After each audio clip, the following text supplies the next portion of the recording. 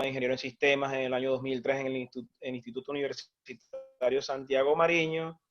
Luego realizó el programa avanzado de gerencia en el IESA. También hizo una especialización como facilitador de psiconeurolingüística de la Universidad del Zulia.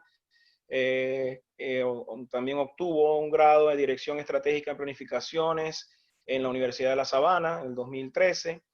Él es director, fundador de la empresa Diseño, Ingeniería y Construcción, compañía anónima. Actualmente es el presidente de la Cámara Petrolera del Zulia. Pues sin más, César, si estás por allí presente, quisiera que abrieras tu cámara y tus micrófonos. Les pido encarecidamente que mantengan sus micrófonos silenciados y si es posible apaguen sus videos para que el ancho de banda, que sabemos que con los problemas de internet quizás puedan visualizar mejor la presentación que nos tiene César. César, bienvenido, muchas gracias por estar acá con nosotros. Queremos escuchar una visión optimista, positiva, de que sí podemos hacer las cosas en el sector. Adelante, César, bienvenido, muchas gracias. Gracias, Osvaldo. Gracias, muy buenas tardes a todos los que están hoy acá. Gracias a Cabení, a Caicó y a CIR. Bueno, sin lugar a dudas, desde el Estado Zulia, nosotros no podemos hacer otra cosa más que insistir, persistir y lo que yo llamo demostrar con hechos y con data dura de lo que fuimos capaces de hacer y de lo que seremos capaces de hacer en el corto plazo. Yo voy a centrar esta... Un segundo, disculpa César, te interrumpo porque veo comentarios de que no escuchan. Yo te estoy escuchando bien. Recomendaría a esas personas que no están escuchando que activen el audio a través de internet. Y disculpa César que te interrumpa, pero van varios comentarios de que no te escuchan. Yo te estoy escuchando bien. Supongo que es algo con algunos pocos, ¿no? Traten de hacer eso, por favor. Gracias, César, y disculpa nuevamente. No hay problema. Ahora de nuevo, ¿me escuchan? Sí, yo te escucho bien, pero hay algunos comentarios de que no, entonces por eso te molesté. Perfecto. Adelante. Perfecto. Entonces, como les comentaba, vamos a hablar de oportunidades, vamos a hablar de cosas factibles y posibles. Antes de iniciar, y muy responsablemente debo indicar que toda mi presentación y todo lo que voy a presentar está basado en data dura y estadística, ¿ok? Es decir, yo he recopilado una data e información y basado en ello he creado esta presentación que sirve de base para poder plantear oportunidades, pero siempre dejando claro que nosotros no somos un ente oficial ni queremos reemplazarlo. Simplemente queremos como venezolanos y más como zulianos presentar oportunidades para todas las partes interesadas. Y basado en ello, puedo confirmar que el Zulia cuenta con potencial en calidad y cantidad de petróleo. Y ya lo vamos a demostrar con cifras. Y antes de adentrarnos en ver y validar cuáles son estas cifras y cuáles son esas potencialidades, yo creo que es importante todos, que estoy seguro todos lo conocemos, pero sí es importante en el sector petrolero cuál es la situación actual. Y la situación actual en nuestra industria, en el Zulia, es que la producción petrolera está con tendencia a seguir bajando a valores mínimos del siglo XX. Entiéndase bien, a valores de 1918-1920. Todos los procesos conexos a la industria petrolera, aguas arriba y aguas abajo, así como las empresas de servicio, están en los mínimos históricos de producción y muchas inclusive no están. Y de eso las cámaras que me invitaron pueden dar fe y deben contar con toda la data e información precisa de lo que está ocurriendo en la costa oriental del lago con el sector privado y todas las empresas asociadas. Evidentemente tenemos un sistema financiero y tecnológico que está limitado por las sanciones. Eso es un hecho contemporáneo, ¿okay? Y no es el causante de toda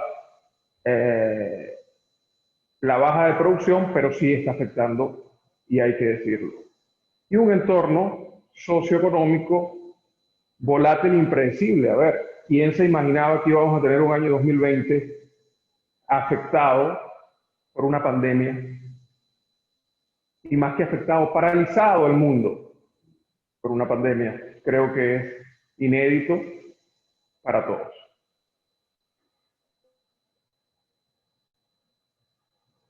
Entrando un poco en data dura y en entender qué ha significado el Zulia para la industria petrolera de nuestro país, vamos a entrar en estadísticas y en información. El histórico de producción petrolero del Zulia en el siglo pasado, ¿ok? Arranca, esto es cifra comercialmente hablando, arranca en 1925, tenemos data, pero señores, debemos ir a que en 1914 en Sumátrix 1 da inicio a la explotación petrolera en nuestro país, 106 años. Pero no fue hasta 1922, en el Barroso, en Cabimas, donde ese reventón le dice al mundo y a los inversionistas del mundo, aquí hay potencial de exportación en calidad y cantidad. Quiero que no perdamos de vista que fue en 1922 en Cabimas cuando se inicia la era comercial, ese pozo que estuvo casi 30 días con un chorro vertical de petróleo liviano. Pero, siguiendo la historia y luego que fuimos desarrollando la industria, nuestro estado Zulia, del lago, de la costa oriental del lago, en 1971 yo sería polvo cósmico, quizás en cualquier parte de otro plano estaría, producía 3.063.000 barriles de los 3.700.000 que producía el país. Señores, esto es data dura, estos son hechos que demuestran que sí lo logramos y toda la realidad. Esto ha sido nuestro perfil de producción en el estado Zulia en el siglo pasado y cerramos el siglo más o menos en 1.559.000 barriles. Ahí arrancó el siglo XXI. Y vamos a pasar ese siglo XXI que ha ocurrido. Y aquí lo tenemos, señores. En el año 2000, como lo dije, 1.454.000 fue el promedio del año 2000.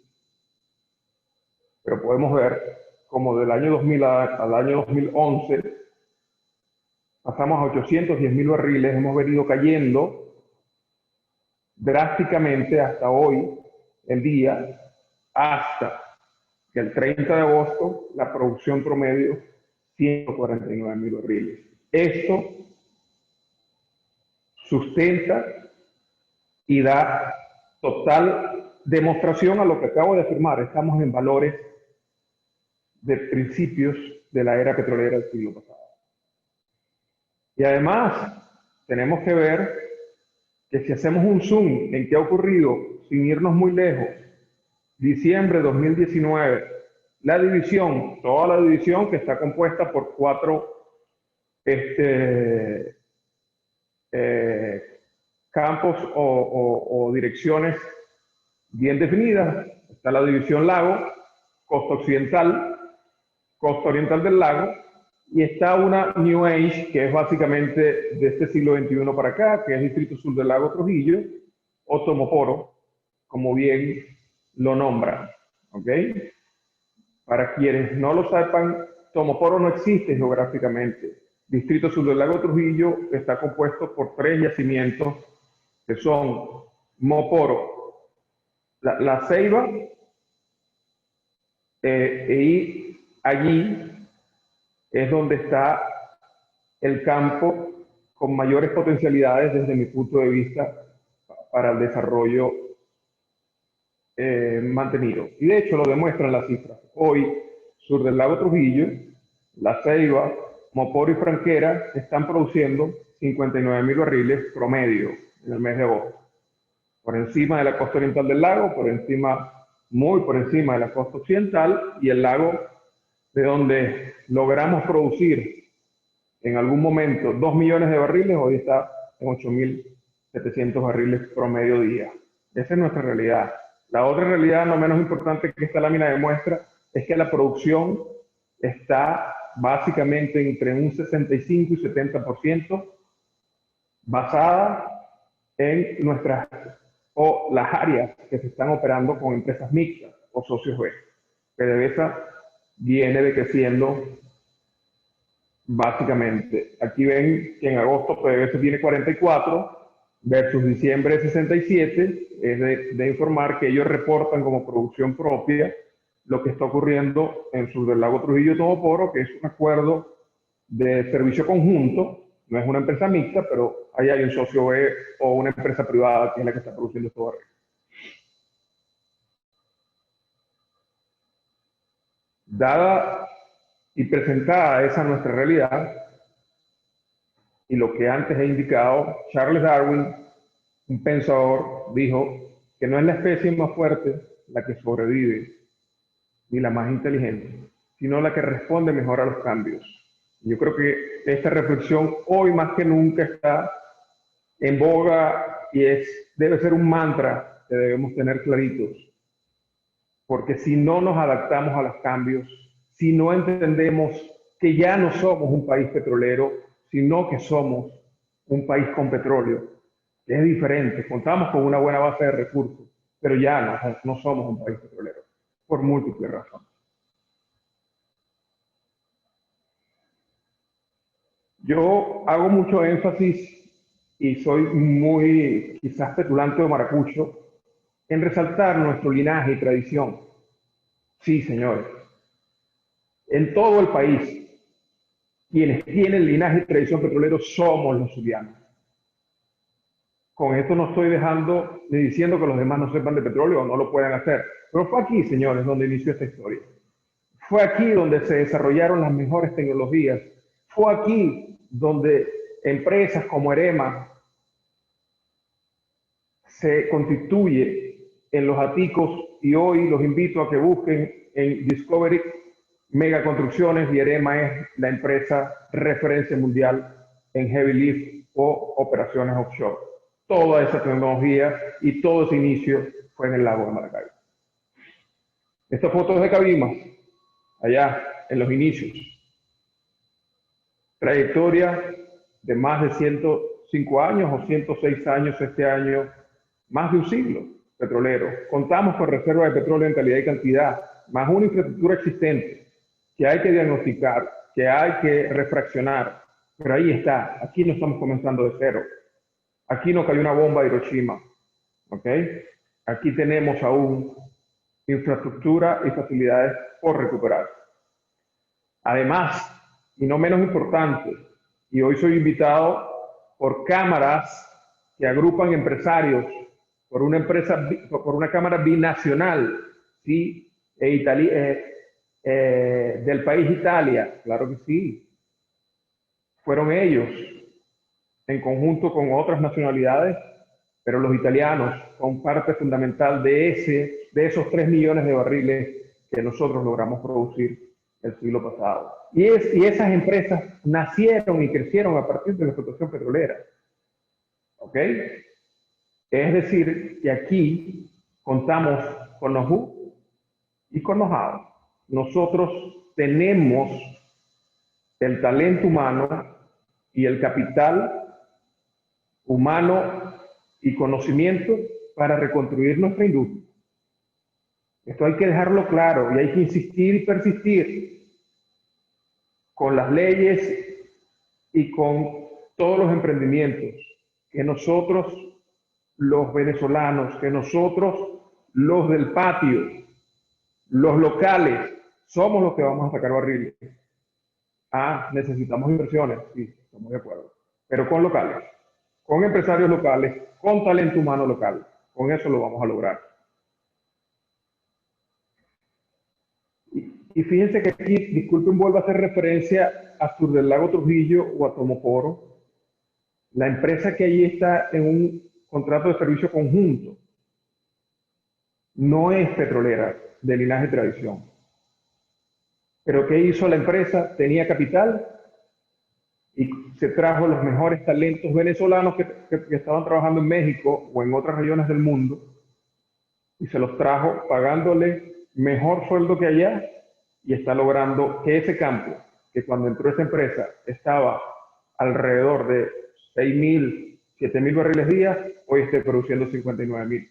Señores, ¿hay potencial o no hay? Con talento humano y con los mismos equipos, ¿ok? De PDVSA. Antes de entrar a nuestras reservas es importante que nos coloquemos en el contexto mundial y la OPEC en sus libros de reservas mundiales dice que Venezuela es la empresa con mayores reservas del mundo. Pero yo me voy a ir a nuestra región y Venezuela en nuestra región además es la que tiene las mayores reservas del mundo. Eso lo confirma la OPEC. Pero cuando nos venimos al Zulia y hablamos de reservas probadas, es decir, señores, estas reservas están certificadas, podrán tener algunos cuestionamientos o podemos tener algunas reservas de la metodología de cálculo o de cómo se llegó a ello. Pero bueno, ya les voy a demostrar con cifras que lo que hagamos siempre va a ser mucho. Este es nuestro estado Zulia y todo lo que están viendo sombreado en color verde, más claro y más oscuro, son todas las áreas con reservas petroleras que tenemos. El color más oscuro significa crudo más pesado, el color más claro, crudo liviano. Señores, en nuestro estado Zulia, en el lago, tenemos aún como reservas probadas 9.841 millones de barriles por desarrollar y producir. Esos 9.841 millones de barriles tienen asociados 32.8 TFC de gas, entiéndase trillones de pie cúbico. El estado Zulia, todo el gas del estado Zulia, a excepción con un pozo que está en el sur del lago, es asociado, es decir, por cada barril de crudo tenemos millones de pies cúbicos. No tenemos yacimientos de gas libre, a excepción de uno muy pequeño que más adelante les voy a mostrar, allí en el sur del lago. La costa occidental, 2.347 millones de barriles, solo hemos desarrollado 978 y 2,5 TFC de gas. Quiero que entiendan que la costa occidental es esta de acá y todo el crudo que está en nuestra costa occidental es 100% liviano, inclusive en Castillo del Cubo. Crudo liviano. Sirve para diluentes, sirve para refinación, para exportación. Y en la costa oriental aún quedan 5.948 millones de barriles de reservas probadas, solo se han desarrollado 614 y 1.4 TFC de gas. Y el distrito sur del lago Trujillo, ya se los comenté, es uno de los más nuevos, yo lo llamaría del siglo XXI. Es un distrito que no está territorialmente en el estado Zulia, está en Trujillo, es esta área que está acá, pero que es desarrollado desde la Dirección Ejecutiva de Occidente. Allá hay 1.746 millones de barriles, 216 solamente desarrollados, y 1.500 millones por desarrollar y 1.9 TFC de gas asociado. Sumando, señores, nuestro estado Zulia cuenta con 19.882 millones de barriles allí aún por explotar y 38.6 trillones de pies cúbicos de gas por generar. Pero, a ver, esto así, diríamos, bueno, sí, si le hacemos una corrección porque el método, porque los yacimientos no han sido bien mantenidos en la última década, y decimos que es el 50% de esto que está aquí, tenemos 10.000 millones. Quien agarre una calculadora y diga que vamos a producir 1 millón diario, necesitamos 10.000 días para sacar eso de allí. Por reservas probadas, ya les voy a demostrar que tenemos aún más reservas probables y posibles. Pero quiero comparar el Zulia, no el país. Quiero comparar el Zulia con nuestra región. Señores, solo el estado Zulia tiene 10 veces las reservas de Colombia, 2 veces las reservas de México y un 40% más que Brasil, que es el gigante de nuestra región. Es un poco para que nos pongamos en dimensión y entendamos de qué estamos hablando. Colombia, que hoy produce más petróleo que todo el país. De nuevo, Colombia no lo hizo porque son unos eruditos o mejores, no, porque capitalizaron el talento humano y empresarios venezolanos. Perdón, muchos zulianos.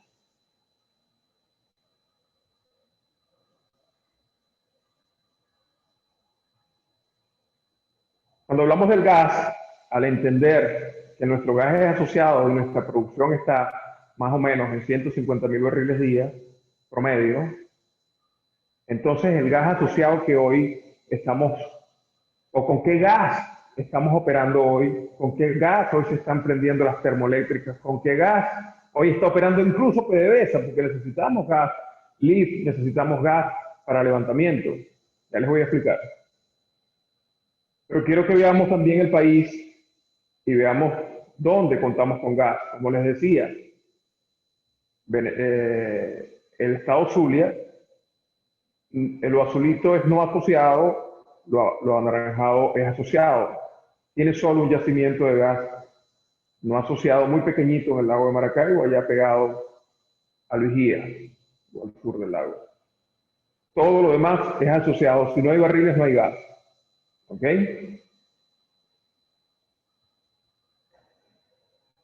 Quiero que vean muy bien este mapa y esta gráfica, para que nos ubiquemos un poco. Esto es Maracaibo, aquí está Colombia, esto es Hulé en la costa oriental del lago, y aquí está el CRP. Tradicionalmente, todo el petróleo y el gas que salía de nuestro lago, costa oriental y costa occidental, se recogía y iba enviado vía gasoductos y oleoductos hacia CRP y otros hacia los puertos tradicionales para exportación. Eso, toda la vida, fue así, en este sentido. Nosotros enviábamos energía o hidrocarburos hacia el CRP. Señores, esto cambió. Hoy todo el occidente del país depende de un yacimiento también muy nuevo, Cardón 4, que es el que tiene gas libre ahí en el Golfo de Venezuela, y de allá es que hoy puede estar operando las termozulias e incluso PDVSA. Y aquí se los demuestro con cifras. Corpoelec se está llevando más o menos 70, 80 millones de pies cúbicos todos los días. La Red Coal y Maracaibo, señores, se consumen doméstico e industrial 120 millones de barriles. Señores, esto es inconcebible. Quien conozca Brasil y haya ido a Sao Paulo y al Gran Sao Paulo, donde se producen vehículos, donde todo está industrializado, una ciudad industrializada totalmente, consume 80 millones de pies cúbicos. Señores, esta red no es que se consume, es que se pierde en las tuberías y en las líneas de distribución que no están tampoco mantenidas. Pequibén está tomando solo 19 millones de pies cúbicos porque solo lo usa para todo lo que es sus servicios y área industrial, porque el gas de carbón 4 no sirve para producir una molécula de polímeros o para que las olefinas puedan transformarlo y convertirlo corrientes de abajo. Porque es un gas seco, no es un gas rico. Es importante, y hablando de gas, una molécula de gas de Tijuana, de Cabimas, casi que contiene toda la tabla periódica. Es rico totalmente.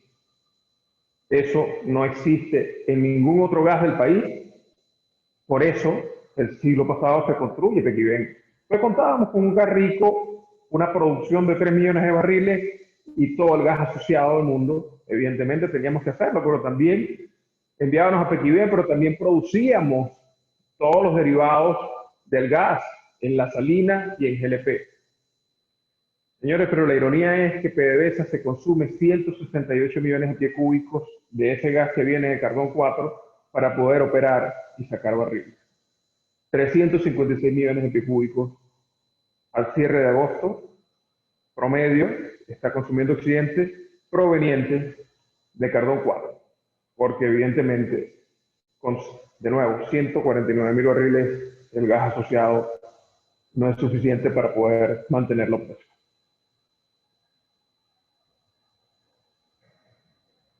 Si ya demostré con estadística y data dura que produjimos 3 millones de barriles, no fue por ósmosis, no fue por otro método, fueron métodos incluso menos tecnológicos y menos eficientes que hoy. Y señores, nosotros contamos con infraestructura. Que hay que reflexionar, que hay que hacer regenería, que hay que mejorar, sí, pero no estamos en cero.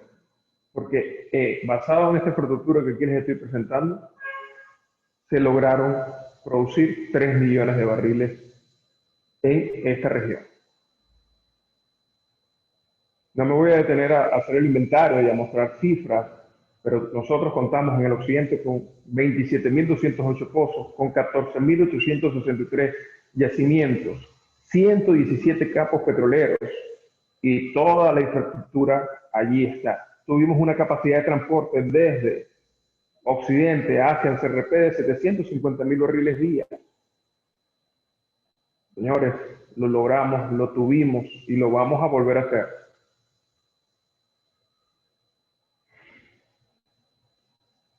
Para hablar, entre otras cosas, de por qué estamos como estamos o cuál es la realidad, tenemos que hablar qué está pasando con esta división con los pozos.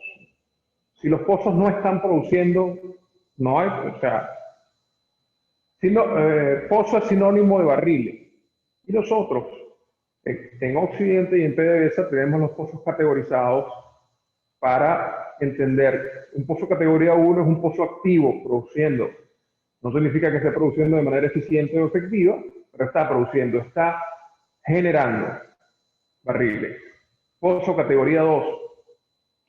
A ver, esta es data al año 2019, pero pozos activos en toda la división solamente habían 3.649 pozos, que más o menos eran 407.000 barriles asociados. Categoría 2, pozos inactivos con producción inmediata. Estos son pozos que están detenidos porque se robaron una bomba, porque hay que ir a hacer un mantenimiento menor, porque la válvula se estranguló, o sea, por cosas menores, por eso se llaman producción inmediata. De esos pozos en toda la división hay 6.768 y eso tiene un potencial de producción asociado de 427.000 barriles. Y hay unos pozos inactivos no disponibles para producción inmediata, hay que trabajarles, hacerles trabajos mayores, que se llaman categoría 3, y hay 7.617 pozos con 422.000 barriles asociados, para un total de 18.000 pozos y 1.256.000 barriles, que con lo que existe, que donde está y trabajando sobre ellos, podemos recuperar, como ya lo he dicho, entre 900 y 1 millón de barriles Evidentemente hay que trabajar y hay que atenderlo.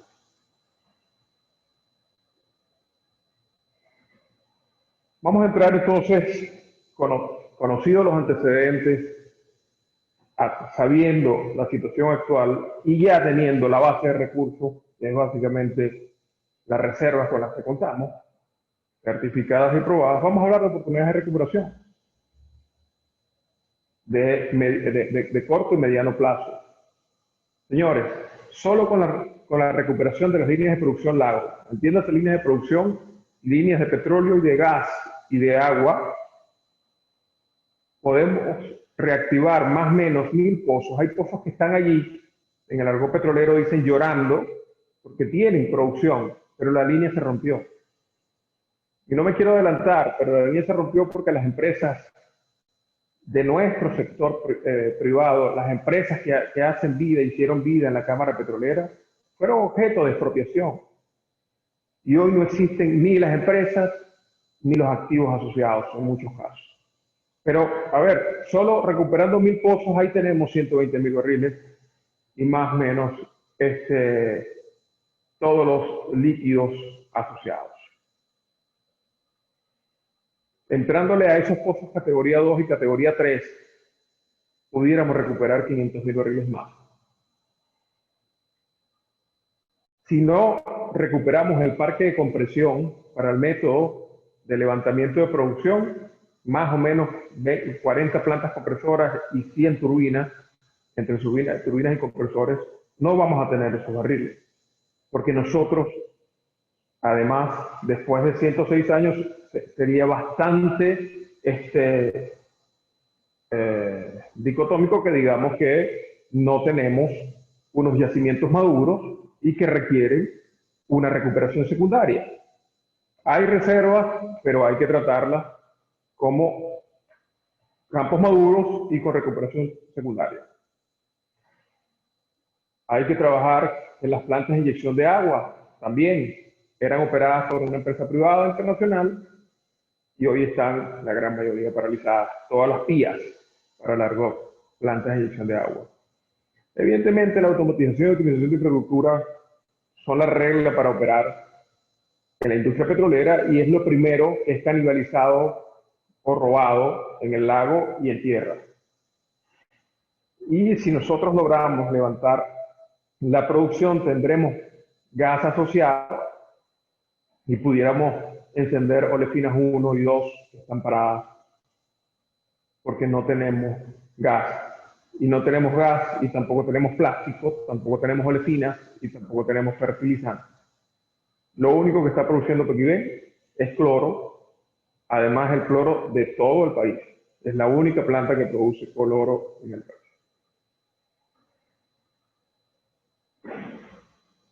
Todo esto es fácil, no, hay muchos retos.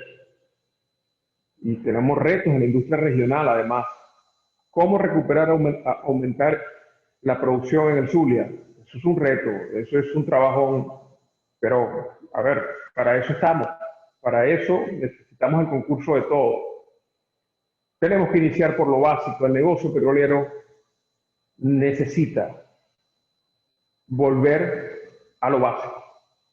Y el potencial de producción no se va a recuperar si no regresamos a la exploración de nuevas áreas y la ampliación de las existentes. Es decir, yo no puedo continuar como hasta hoy. No hay exploración.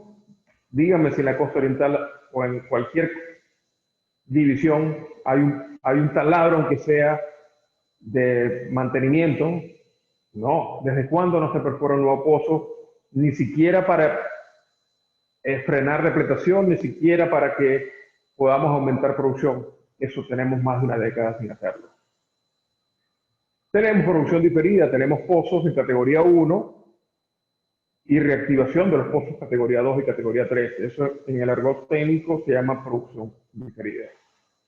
Sí, ya se los dije, tenemos unos pozos con 100 años desde que arrancamos, pero pongámosle promedio 50 años a nuestros yacimientos. Nosotros necesitamos tecnologías para maximizar producción. Necesitamos refraccionar y modernizar nuestras instalaciones. un tema no menos importante y para mí medular, y no hay de otra. Sin talento humano no hay barriles. Esto es un negocio de talento humano. Necesitamos capital, necesitamos equipos, necesitamos infraestructura, pero necesitamos el talento humano. ¿Y cómo retenerlo? ¿Y cómo atraer ese talento humano que hoy está trabajando y haciendo nuevas vidas en otro país? Es un reto para nuestra región zuliana y el futuro. La seguridad de las instalaciones, la confiabilidad operacional. Yo lo digo con total responsabilidad, nuestra industria petrolera tiene la bendición de muchos ángeles protegiéndolas porque no hay hoy confiabilidad operacional, no hay operación confiable. Y gracias a Dios hasta el momento no ha habido ningún siniestro mayor. Y después de 20 años, si no aprendimos o aprendemos la lección, tenemos que entender que hay que generar beneficios tangibles a las comunidades. Señores, de Cabimas, la gaita lo dice, morocotas de canto salieron. No es posible que Cabimas no se haya desarrollado. No es posible que no haya habido una reinversión. No es posible que la mala administración y el centralismo de este país se hayan llevado todo el dinero y Cabimas y toda la costa oriental del lago estén como estén. No, ese error no lo podemos volver a repetir. Y las comunidades tienen que formar parte inclusiva de cualquier desarrollo. Y si no lo entendemos, lo acaba. Contemporáneamente se acaba de vivir en Argentina, entonces hay que reflexionar. El modelo cambió, el mundo cambió y hay que ocuparnos en consecuencia.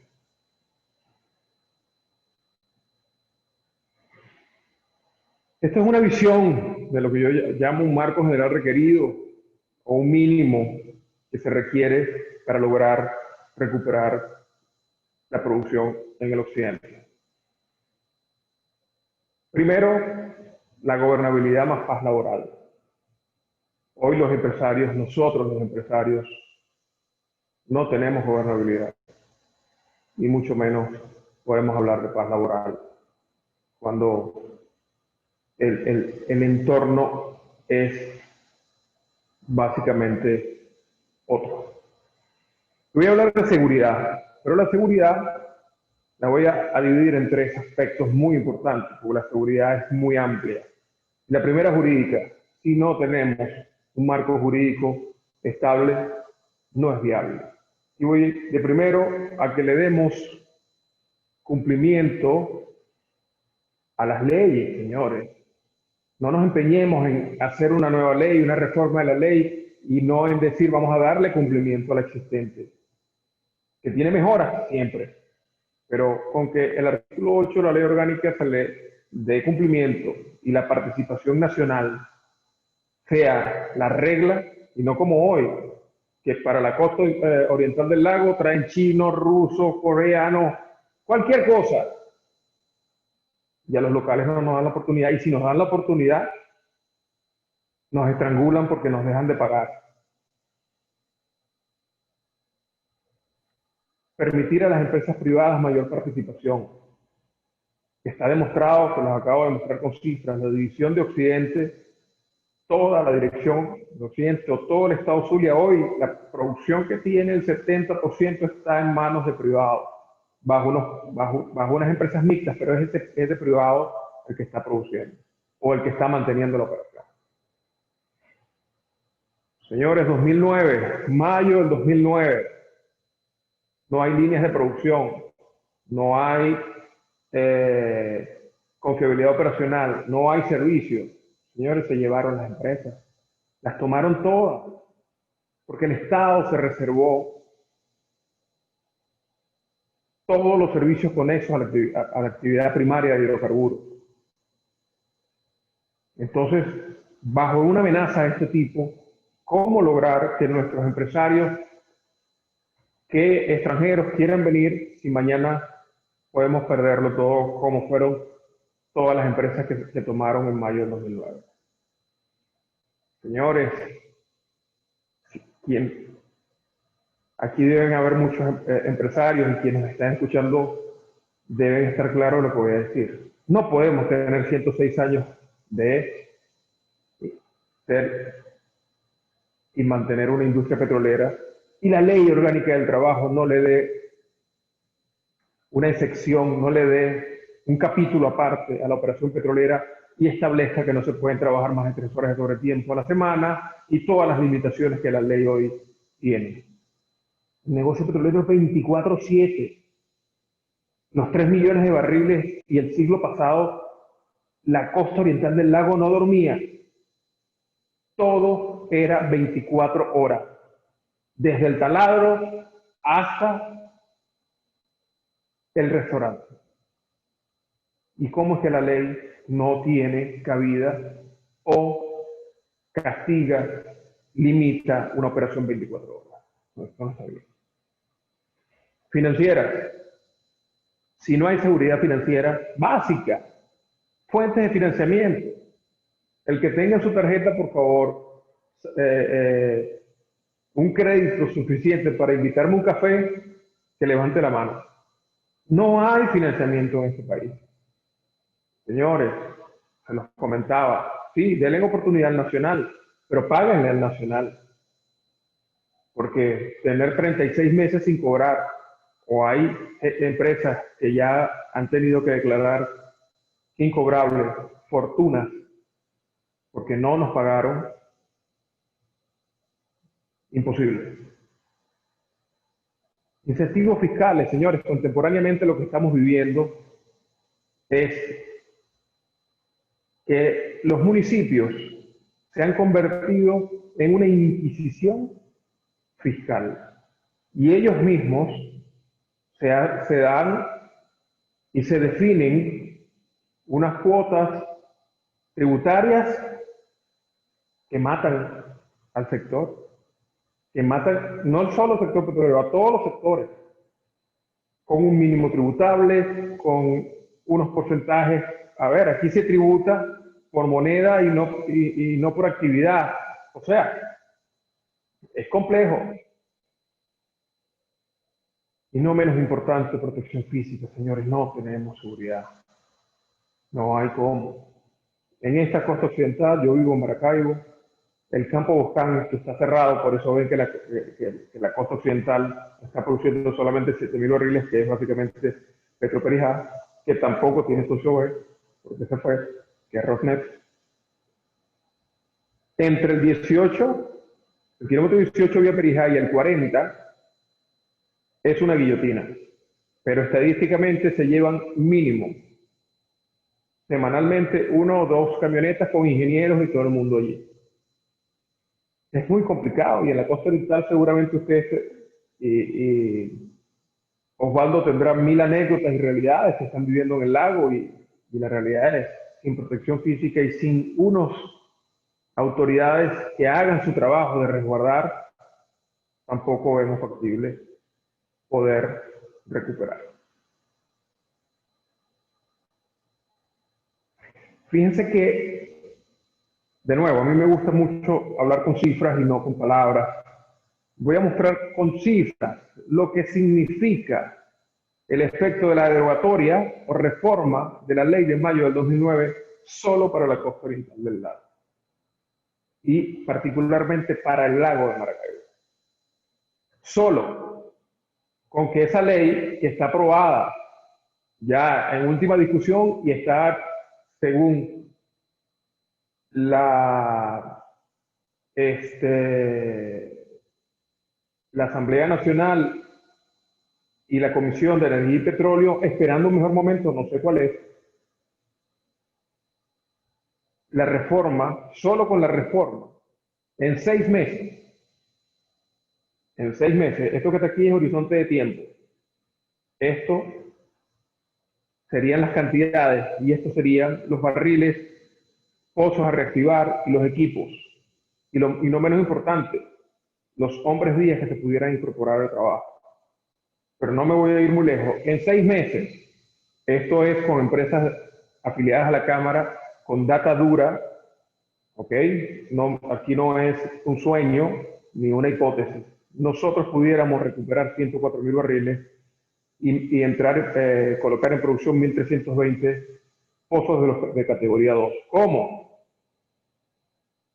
Entrando a trabajar 70 lanchas de conexiones, transportes, usos, 3 gabarras de tendido, 3 gabarras de servicio a pozo, 1 gabarra martillo, 5 gabarras planas, 12 remolcadores, 5 supply box, y eso tiene asociados 700 empleos directos. Y ustedes saben que eso más o menos se puede multiplicar por un factor de 3.53 de lo indirecto. Pero si no hay un marco legal, ninguno de los empresarios que dicen que están en capacidad de al final de 3 años tener 138 lanchas de nuevo en el lago, 6 gabarras de tendido, 6 gabarras de servicio a pozos, 5 gabarras martillo, 10 gabarras planas, 27 remolcadores y 10 supply box, si no hay un marco mínimo, como el que acabo de plantear, ¿quién las va a traer? ¿O quién se va a permitir seguir arriesgando? Si hay disposición, pero tiene que haber un marco requerido mínimo. Señores, en el Zulia contamos con la combinación perfecta para la recuperación de producción petrolera del país. Calidad de reserva, una infraestructura por reflexionar, por reconstruir, si quieres lo llamamos, un talento humano y un sector empresarial comprometido con la reconstrucción de la industria petrolera nacional. Dios bendiga a Venezuela, muchas gracias por su atención y soy todo oídos para quien tenga algunas preguntas. Muchísimas gracias, César, por llevar también tu presentación, traer optimismo, creo que de una manera bastante diáfana y clara, sencilla quizás para hablarle a todos sobre el escenario. Impresionante los números, nosotros que estamos en el área los conocemos, tenemos en la sala muchísimos grandes expertos en petróleo. Vamos a darle la palabra al presidente de Cabenit, a Saverio Lopresti, para que tenga bien hacer las preguntas que nos están haciendo llegar por el chat. Tenemos la solicitud de derecho de palabra del señor Juan Sabo, y si no me falla la memoria también otra persona que ahorita se me escapa. Ibanán, el señor Ibanán Romero también.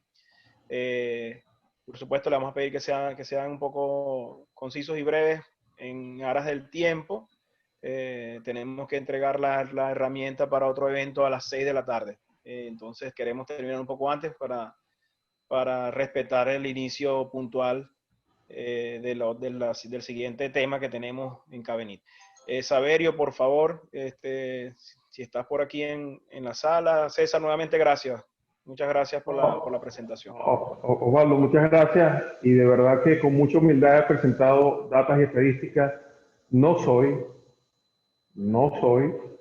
ni me ocupo de ser especialista petrolero. Simplemente estoy presentando la situación actual y me estoy enfocando en las realidades que vivimos. Bienvenidas todas las preguntas. Sí, simplemente, y estoy de acuerdo contigo que tenemos la capacidad. Evidentemente hay muchas cosas que hacer, pero en la medida que se hagan esas cosas, precisamente vamos a ir logrando muchos objetivos. Adelante, Muchas gracias, Osvaldo. Gracias, César, por excelentes cifras. De verdad, yo que no soy un conocedor, no estoy en el ramo y en el sector, sin embargo, sé la importancia de lo que significa el petróleo para este país, lo que ha dado, lo que puede seguir dando. Antes de seguir con la ronda de preguntas y respuestas, solamente quiero dejar una opinión importante. Ricardo Hausmann, que a mi criterio podría ser el venezolano con más proyección internacional que tenemos, en caso de equivocarme, estoy seguro que sea el economista con mayor proyección, porque es de mi corriente, decía que la riqueza de las naciones no estaba en el peso de las instituciones de gobierno, ni en el peso de la productividad de las personas. Por supuesto que eso daba los porcentajes que indicaban las encuestas que decía Haussmann. Pero él decía que la mayoría del peso de la riqueza de las naciones era el know-how.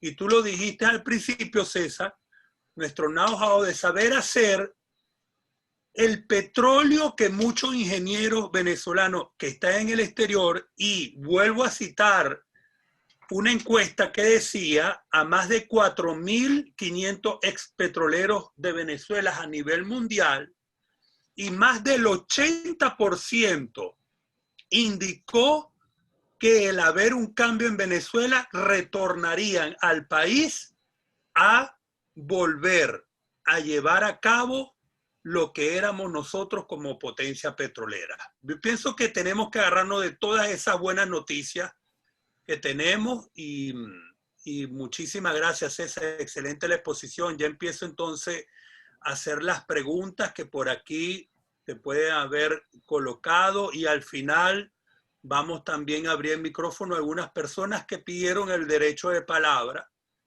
pero vamos primero con las preguntas. Permíteme mirar.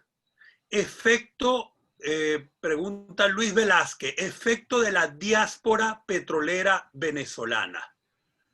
Adelante, César.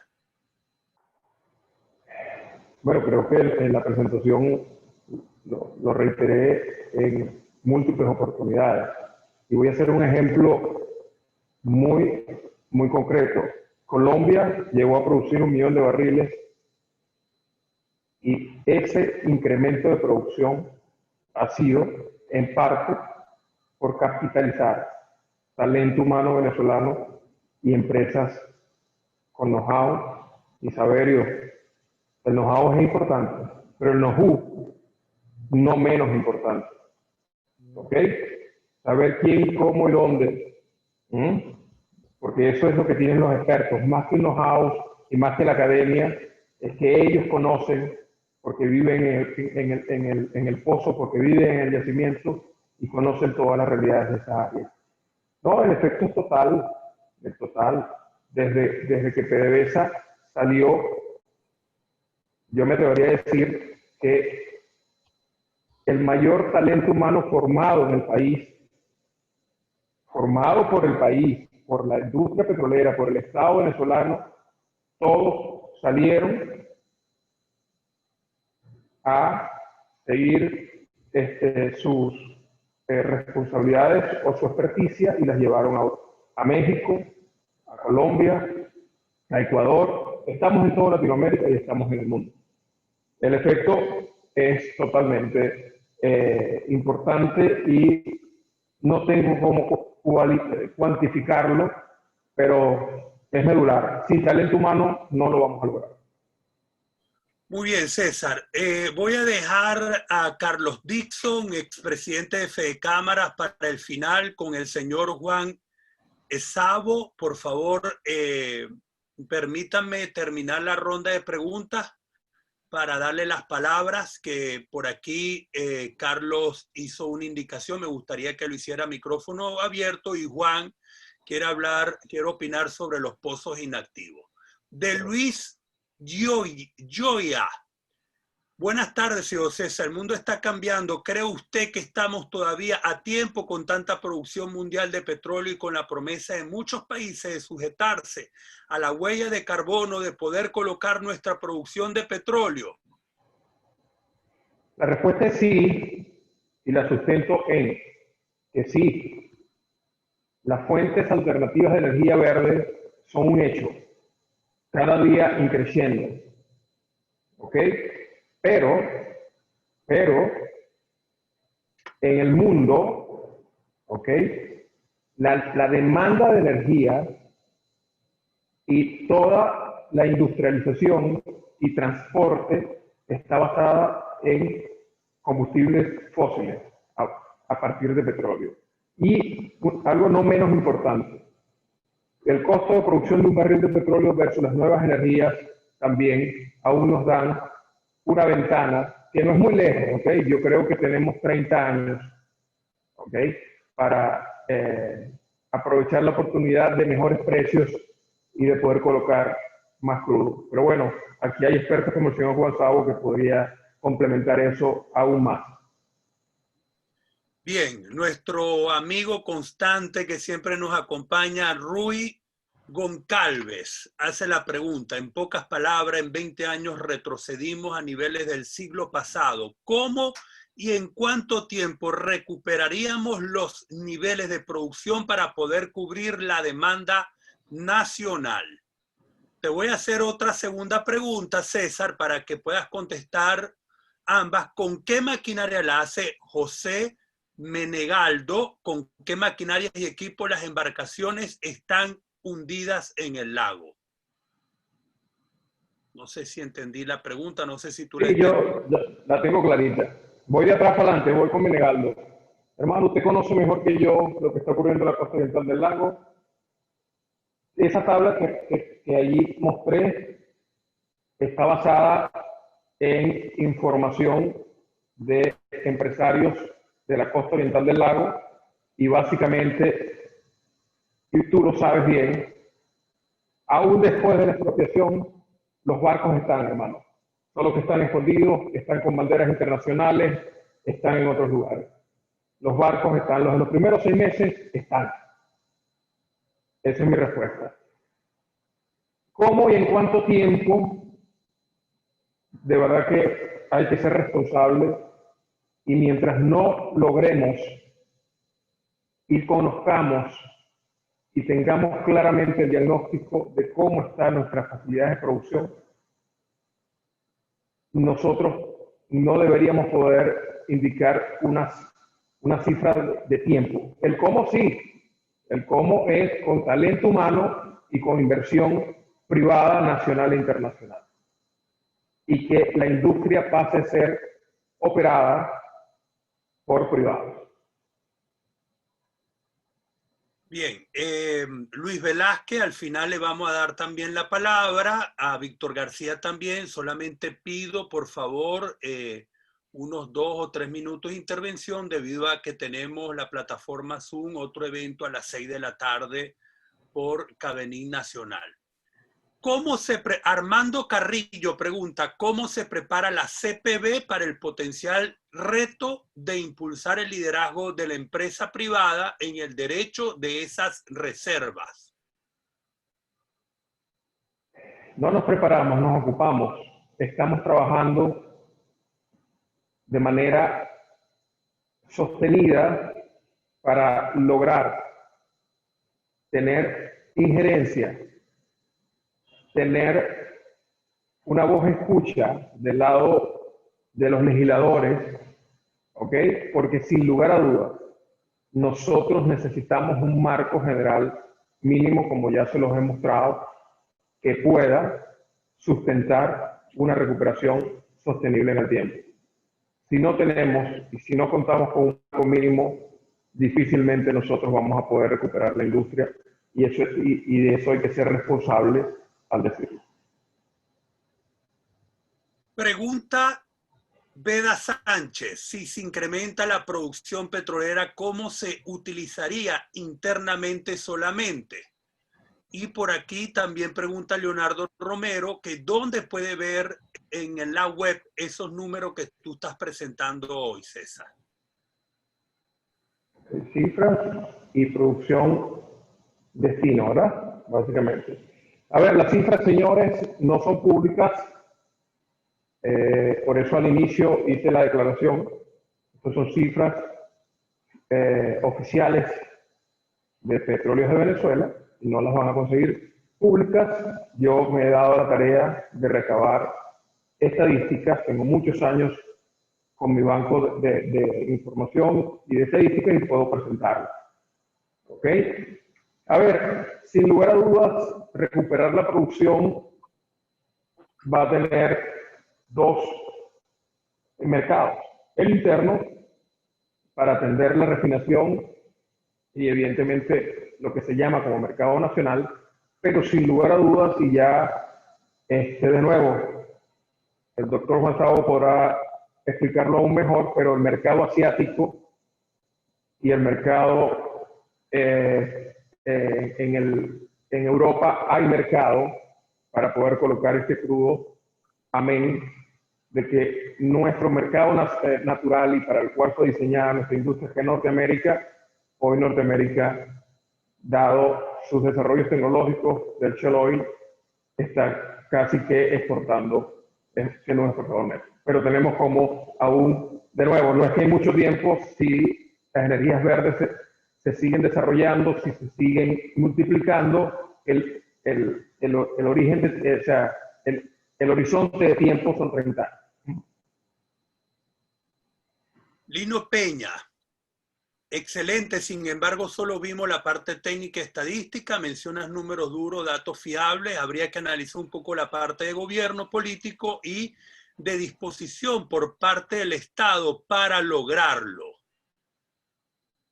Sí, de acuerdo con mi amigo Lino, sí, pero quienes me conocen y están hoy aquí saben que de político no tengo nada, soy muy técnico. Y ese es mi fuerte. Los políticos a la política y yo simplemente siempre estaré para apoyar toda la ejecución técnica y el sustento y el desarrollo de cualquier plan de recuperación. César, aquí tenemos otra pregunta. ¿Cómo incorporar mayor volumen de gas para fortalecer el parque termoeléctrico del Zulia? ¿En qué estado el gasoducto desde Cardón? Claudia Aldama. Sí, bueno, lo primero que ya expliqué en mi lámina, pero vuelvo a mostrar, nosotros como Occidente, como Zulia, no tenemos yacimientos de gas libre y todo nuestro gas es asociado, ¿right? En consecuencia, si no hay barriles, no tendremos cómo colocar nosotros gas asociado, un gas rico con que necesitamos no solo para enviar hacia, como fue en el pasado, hacia el CRP y hacia la petroquímica, sino que ese gas se necesita para la recuperación secundaria de los yacimientos, porque nosotros tenemos unos yacimientos nuevos. César, muchísimas felicitaciones en el chat, la gente reconociendo tu exposición, después tú lo podrás ver también. El vicepresidente Osvaldo Gómez hace siempre un resumen de todo lo que nos colocan y después él te lo va a compartir. Aquí Reinaldo Soto hace una excelente, interesante pregunta. Gracias, Reinaldo, porque ese es el campo mío de economista y bien interesante. Reinaldo, César, excelente presentación como experto en proyectos y negocios. ¿Tienes algún punto de vista sobre el cómo captar capital para inversión bajo el escenario de sanciones de PDVSA actualmente? Sí, a todos los economistas, bajo el escenario y el contexto actual, no hay nada más temeroso que $1 o $1.000.000. ¿Ok? Entonces, la respuesta es que primero necesitamos recuperar un marco mínimo requerido en lo legal, en lo financiero y en la seguridad física. Y luego, de nuevo, no ha conversado el doctor Sabo, ya lo estoy comprometiendo, pero ya ellos han hecho ese trabajo de presentar ante el mundo, incluso con Hausmann y con la CAF y con el Banco Interamericano de Desarrollo, ya ese trabajo está desarrollado por venezolanos excelentes, donde han presentado nuestras bases de recursos, nuestras capacidades, y en eso se basa el plan de recuperación que el doctor Sabo ha presentado y sigue presentando. Pregunta de Armando Carrillo. ¿Estamos de acuerdo en el aprovechamiento del talento humano asociado a la diáspora? Pero reubicar a este personal no sería posible sin garantizar las condiciones del caso. ¿Cómo se hará esto? Otra pregunta de una vez, César, para que la tengas, de Luis Velázquez. ¿Cómo se llama la empresa que opera Tomoporo?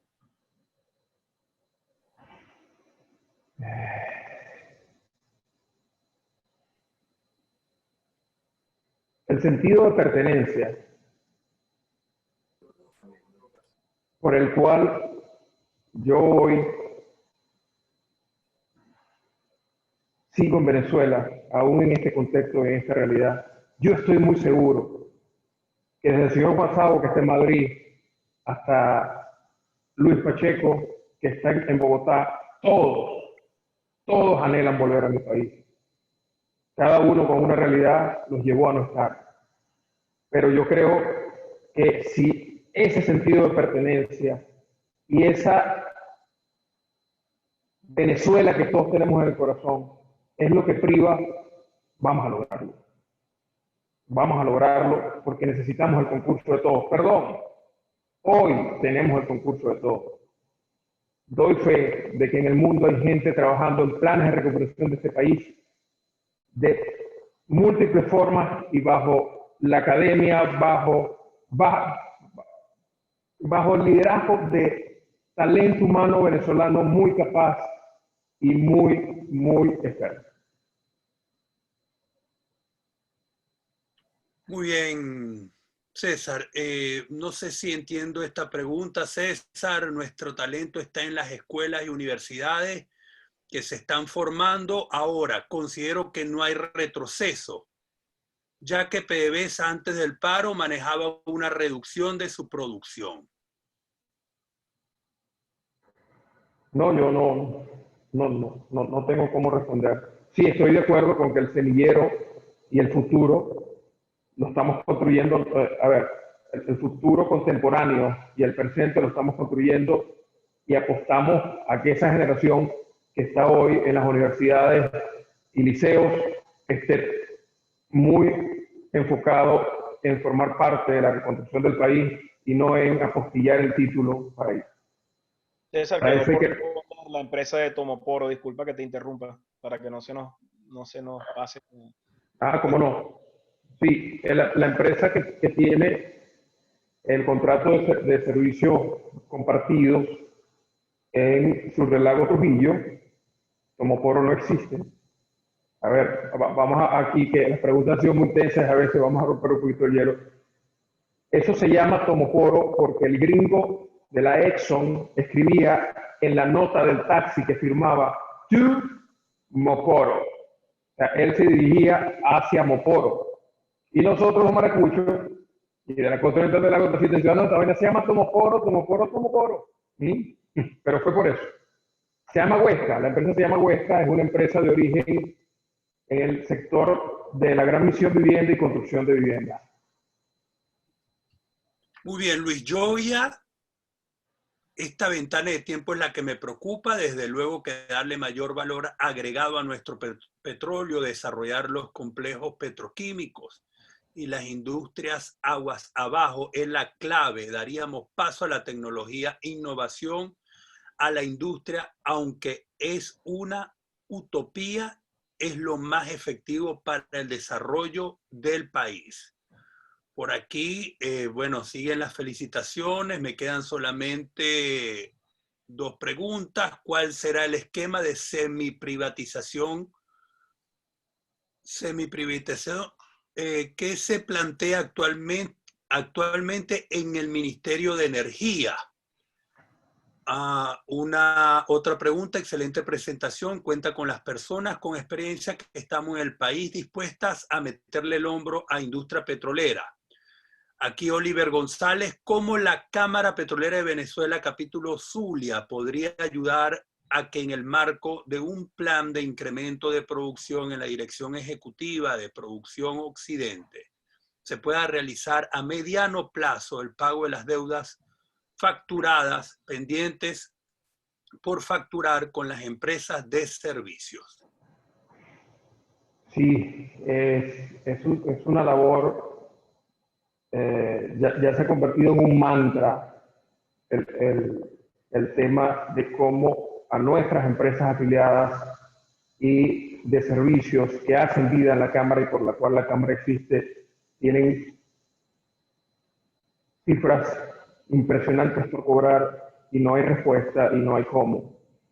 Creo que todo pasa porque el país recupere su capacidad de producción.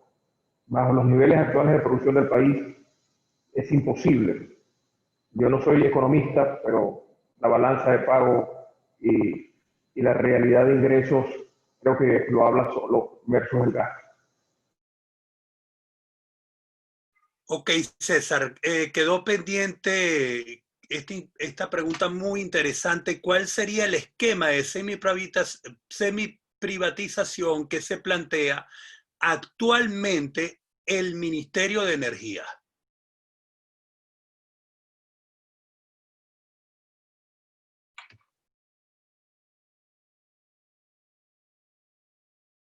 ¿Me escuchas, Osvaldo? ¿Tú me puedes escuchar? Creo que César fue el que se congeló.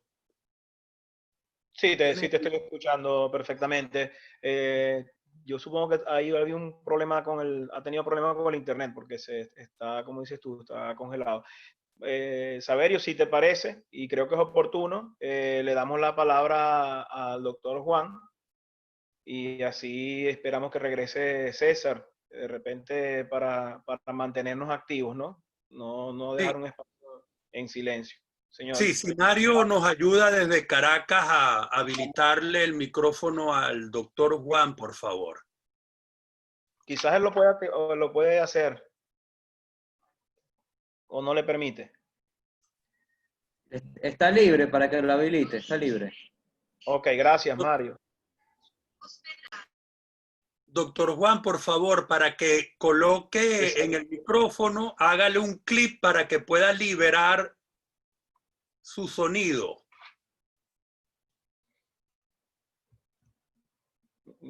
Algo tiene en el computador. Ok. ¿Ya me escuchan? Perfectamente, ¿cómo estás? Ok. Bueno, muchas gracias por darme la palabra. Muy buena presentación, muy completa y yo creo que hay muchas cosas que todos estamos de acuerdo, los que conocemos, hemos estado trabajando en el Zulia. De hecho, yo inicié mi carrera petrolera en Tijuana. Así que mi corazoncito está allá cerca de esa zona, que por cierto que lo vi totalmente anegada ayer en unas fotos que mandaron. Yo voy a ser muy corto porque sé que están cortos de tiempo. Lo que sí les puedo decir que cualquier cosa que quisieran que yo contribuya o hablarlo conmigo, mi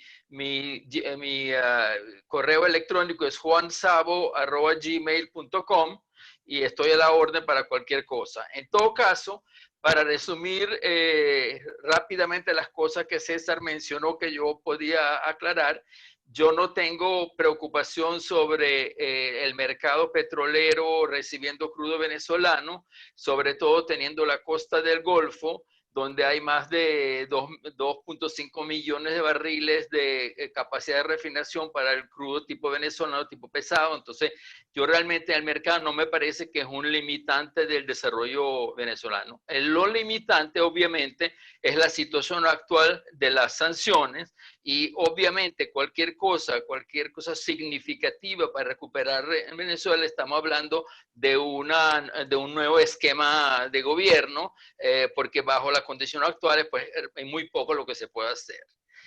Entonces, ¿de dónde vendrán los fondos para hacer todo esto? Bueno, los fondos mayoritariamente tendrán que venir de la industria privada, tanto nacional como internacional, y eso se logra simplemente asegurando que somos competitivos con las oportunidades del resto del mundo, y eso a su vez se logra obviamente mejorando la situación de seguridad, pero también muy importante tener una ley que realmente resuma todas las condiciones y que le da seguridad jurídica a los que quieren participar. Ahora, mi intervención original era que cuando vi que César mostró una tabla de recuperación vía pozos inactivos, entonces yo quisiera decir que no hay duda de que en el Zulia hay suficientes reservas para recuperar la industria y llevarlo a 700, 800 y quizás 900 mil barriles en un periodo de 5 o 10 años. Pero es muy importante tener en mente que en el Zulia hay una cantidad de yacimientos muy diferentes. No es lo mismo hablar de los yacimientos relativamente recientes de Tomoporo y La Ceiba y Franquera que hablar de los yacimientos que están en la costa oriental del lago, en la parte de Tijuana, Bachaquero y Lagunilla. Entonces, es muy importante que la base de la recuperación sea la unidad productiva, que es el yacimiento. El pozo activo y inactivo no es una unidad de producción de por sí. Entonces, tenemos que ver esos pozos inactivos, no solamente de qué categoría son. Inclusive, un peligro de la categoría es que yo hice una especie de estudio selectivo de pozos de diferentes sitios y las categorías no son de la calidad que se hacía en la época de la PDVSA vieja. Hay muchos pozos en categoría 2 que son realmente no reparables y hay muchos pozos en categoría 3 que están en la parte de agua del yacimiento y por lo tanto no vale la pena ni ponerle línea. Entonces, el punto mío que es muy importante que en vez de hablar de pozos, de recuperar pozos, se hable de yacimientos. Y cuando vamos a yacimientos, es muy importante que los pozos o los puntos de drenaje de esos yacimientos sean pozos productivos. En las partes de muy baja presión y muy agotados en el Zulia, reparar un pozo o poner un pozo inactivo de vuelta a producción para producir 50 barriles no es económico, porque al fin y al cabo la competitividad de Venezuela en el mercado en los próximos años va a ser producir crudo a bajos costos. Entonces, por lo menos el plan que se hizo a través del Plan País, prácticamente todo es por perforación en desarrollo, perforando pozos, lo que yo llamo inteligentes, o sea que van hacia donde está el petróleo remanente y atraviesan la mayor cantidad de formación posible para lograr, a pesar de lo declinado del yacimiento, lograr producciones aceptables que den costo de producción atractivo. Entonces, ese realmente, pero para hacerlo corto, cualquier cosa que quieran saber sobre este tema o sobre el tema internacional, que también lo he estudiado, estoy a la orden y ahí tienen ¿cómo se llama? Correo electrónico. ¿Okay? Muchas gracias y felicitaciones a todos. Muchas gracias, señor Juan. Gusto de verle y ya le he escuchado en otros seminarios, pues, y definitivamente gente que necesitamos acá. Estoy de dedicación absoluta y total todo el tiempo para esto. Muchas gracias, muchas gracias. Le voy a escribir el correo electrónico, ¿cómo no? Perfecto. Adelante, Saverio. Ok, no sé si ha logrado conectarse César. Si Es lo una lástima, la verdad, es muy raro porque él tenía duplicidad de internet y tenía, a menos que haya sido un problema eléctrico. Sí, he notado que así bajó. fue, Okay. así fue, hermano. Hubo un bajón y aunque tenga plan B, plan Z, las celdas se inhiben, pero ya estoy de vuelta. Me excuso, pero eso es la realidad que vivimos acá día tras día. Bien, César, vamos entonces a terminar. Ya quedan, creo que 1 o 2 preguntas. Voy desde la más nueva atrás. Nuestro amigo Alberto Pérez Pérez, un especialista eléctrico, te hace esta pregunta. ¿Cuánto están enlazados el plan de la Cámara Petrolera con su similar del sector eléctrico? ¿Son ambas imprescindibles?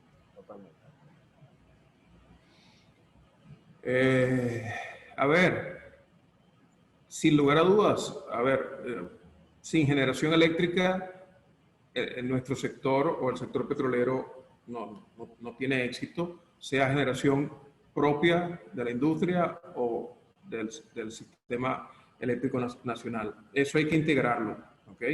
Hay que trabajar sobre ello y yo entiendo que existe un plan superior que sí lo está haciendo. Pregunta de Melvi Guerrero. César, ¿tienes una cifra relacionada con inversión requerida para acometer todos los aspectos de mantenimiento que se requería para iniciar las etapas 6, 18 y 36 meses? Y yo creo, César, que esa también la puedes pegar a la pregunta que no sé si que quedó pendiente, que fue antes de que es cuál es el esquema de semiprivatización que se plantea actualmente el Ministerio de Energía. Empezando por la final, el Ministerio y PDVSA hoy lo que están practicando es entregar áreas, campos a empresas privadas bajo un acuerdo de servicio conjunto, compartiendo el beneficio por el crudo incremental. Ese es el que se está planteando, o lo que hoy está practicando Petróleos de Venezuela. El que se está planteando y el que nosotros creemos que es parte de la solución es que el sector privado pueda operar de manera autónoma esos campos y esos yacimientos sin la intervención del Estado o la participación del Estado, más que como su rol de contralor y fiscalizador. Muy bien, César, ahora le vamos a dar espacio a las personas que quedaron con el derecho. El señor Evanán Romero, Saverio, por favor. Bienvenido, señor Evanán. Ok. Mario, vamos a darle, por favor, micrófono a Víctor García. Los micrófonos están habilitados. Le ruego de verdad ser un poco breve porque nos queda poco tiempo. Sí, Bueno, Mario. Ya estoy habilitado, ¿correcto? Correcto, sí, señor. Bueno, espero que Juan no piensa que es planificado. Cada vez que él habla, a veces me dan la oportunidad a mí. No es que estamos en Yabao, porque tenemos algunas pequeñitas diferencias de concepto, ¿no? Yo soy pero el hombre de la privatización. la mayoría son acuerdos. No, claro que sí. Pasa que yo estoy bajo el esquema 100% privatización, nada de semipreñados ni nada por el estilo. Yo en marzo tenía que estar en Maracaibo y en la Costa Bolívar en unas conferencias, cosas que ya hice en todo el Oriente sobre este plan, en el cual uno de los objetivos es la incorporación de los profesionales de la diáspora y los que están empleados y los que están desempleados en Venezuela. ¿Por qué? Venezuela, el grave problema, que es diferente a lo que pasó en Colombia, en México, en Brasil, es que si se da la solución política con la cual todos estamos luchando, el cese de la usurpación, Venezuela queda en un limbo. ¿Por qué? Porque la empresa estatal, que es la que está habilitada legalmente para trabajar, está incompetente porque no tiene, como dijo el amigo Ricardo Hausmann, la posibilidad alguna de agarrar un peso partido por la mitad. No tiene. Es decir, cuando venga la transición y que cesen las emisiones digitales que hace Nicolás Maduro, PDVSA queda sin ni siquiera poderle pagar a la gente que está allí atrapada. No hay dinero. Entonces Venezuela tiene que ir como solución a un caso estructuralmente distinto a lo que ha pasado, ni siquiera en Irak. Es una hecatombe en la cual, ¿qué nos queda? A los venezolanos, primero, echar por tierra toda esa legislación de los últimos 20 años, la ley esta que estatizó todos los servicios técnicos, que los destruyó, la ley en la cual todo tiene que pasar por el lado de PDVSA y que ahora no va a poder hacer nada porque no tiene mecanismo. Entonces tenemos que hacer un borrón y cuenta nueva. Entonces, ¿qué vamos a hacer? Vamos a hacer como el emir en la ciudad de Granada, a sentarnos a llorar porque perdimos el imperio musulmán. No, en el país hay suficiente gente, empresas, experiencias para tomar el control de esa industria y empezar a reactivar los campos.